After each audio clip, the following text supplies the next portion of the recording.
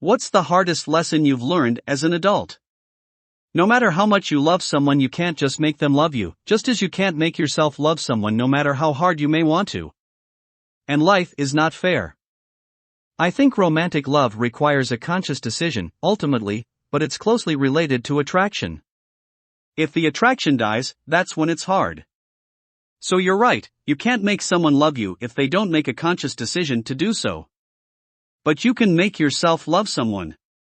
You just can't make yourself attracted to someone, and when the attraction isn't there, making the decision to love someone romantically is nearly impossible. That the person who hurt you can't make the hurt go away. People go back to their abusive partners and families over and over again hoping for resolution or closure. They can't give it to you, they won't make the pain go away. It's just going to be painful.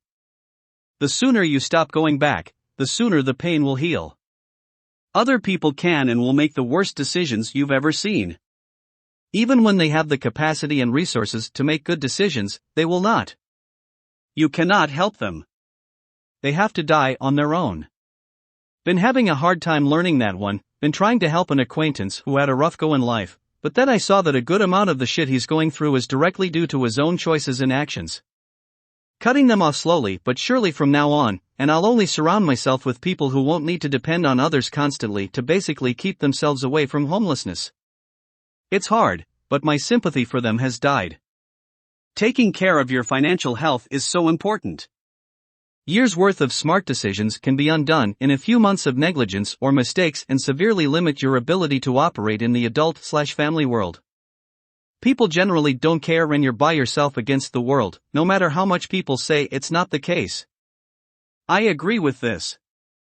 I can be negative, nobody cares, but as I get older I realize this is positive. We hold ourselves back because we don't think others will approve, when in reality others don't think about us much, if at all. Only our closest family and friends pay any attention to what we are doing. So go for it. Take a risk, choose the career change, don't worry about failing or looking stupid. If you are responsible and own the results and are not hurting anyone, including yourself, then you shouldn't worry. Most problems are ones you must face alone. You learn there isn't going to always be someone there for you and to help you, and that yourself is really all you can count on. That you don't have to remain close with anyone just because you were close with them as a kid, or because they're your family, or because you've been close for a long time. People change, and also people do things that irrevocably change the relationship or even destroy it, regardless of whether you forgive them or not. For instance, just to give a single example, it took me a really long time, simply out of misguided loyalty, to finally ditch a childhood friend who became a terrible person over the years and caused me a lot of problems that could have been easily avoided if I'd recognized that I didn't owe him any loyalty, and simply walked away from that friendship years earlier. I had been putting up with a complete asshole who had replaced the kid I had been friends with out of loyalty to that kid that no longer existed and hadn't existed for literal decades. I hear this. I recently explained to a group of friends that they do not reply to my messages and that I feel disregarded or treated with apathy, which is something I do not want for myself. I left it there, and whatever happens I am cool with. I feel I have relieved myself of all duty to them. Cosmic fairness or karma doesn't exist. Bad people get rewarded, and good people get punished, all the time. There's no superior force that comes along to balance the scales. Somewhat related to the above, how much money you have is directly linked to how much unlawful behavior you can get away with. Have no money? Chances are you'll get arrested for just existing in the wrong place. Have a lot of money? You can damn near get away with anything you want. This is true of siblings, manipulating parents, and taking resources while you're growing up as well. One sibling will demand everything and will continue this behavior to the point of manipulating elderly parents into giving them everything and make sure that if you try to speak up you won't be believed. They will even destroy your marriage to get what they want. This was my biggest lesson. No matter how bad things are in your life, nobody else's world stops. Just like yours doesn't stop just because something tragic and awful happened to your nearest and dearest. This was my biggest lesson. No matter how bad things are in your life, nobody else's world stops. Just like yours doesn't stop just because something tragic and awful happened to your nearest and dearest. But it actually helped me get through that really dark time, the knowledge that even though my own personal life had imploded, the rest of the world kept turning, kept moving, people's lives continued on, as did their expectations of me. In my blackest moments, people had questions for me, they needed things from me, whether it be debt collectors or funeral directors or my family or my cat or my employer. I was expected to continue functioning anyway. And I found that I could, and I did. Deep down, nobody else cared the same way I did. The sun kept rising. Flowers still bloomed.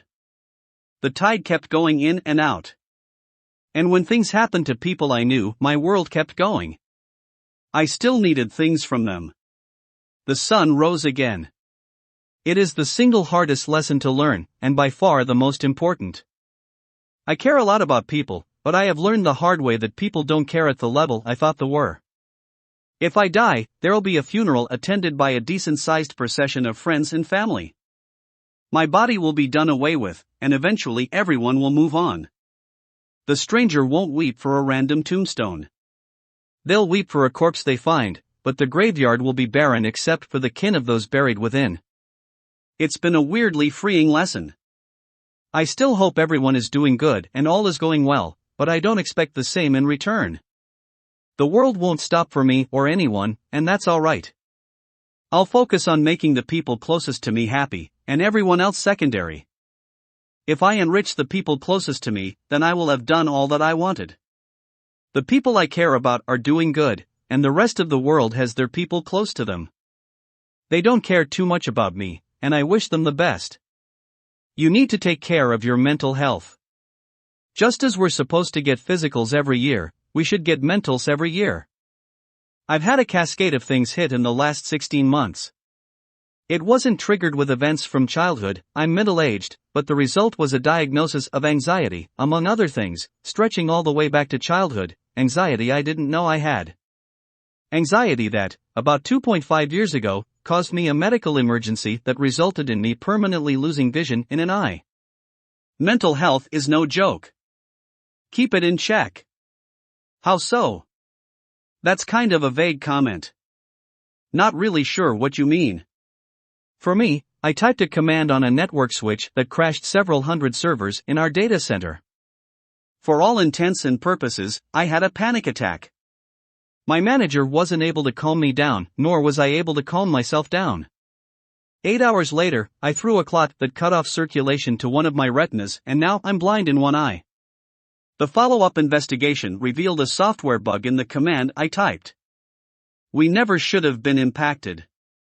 Most of us probably have things in our lives that we really ought to talk about. Talking to a counselor can give techniques on staying calm, relaxing, learning how to let things go, mindfulness kinds of concepts. Doing daily mental exercises to reduce stress and anxiety. Those kinds of things. Thank you for your answer. Stress and mental health does indeed really influence our body health. I try my best to work on my anxiety as well. These days I have it better under control, trying my best like sport, go outside and positivity. Having a personal goal as well helps me. Somehow it took me really 30 years to realize that 1 hour outside can keep me from up to 8 hours of overthinking, smiley face. How expensive everything is. After graduating college and moving into full-time work, I did my research on how much money should go to what and got recommendations like the 50-30-20 rule and 1/3 of income should be housing, yada yada. Now I wish I'd been more conservative with my decisions. When you add everything on top of base prices of rent and auto payments, I didn't expect insurance, gas, electricity, water, sewage, internet to be so expensive. Why are furnishings so ridiculously expensive? All my fun ideas got shot down pretty quick after looking at the price tag.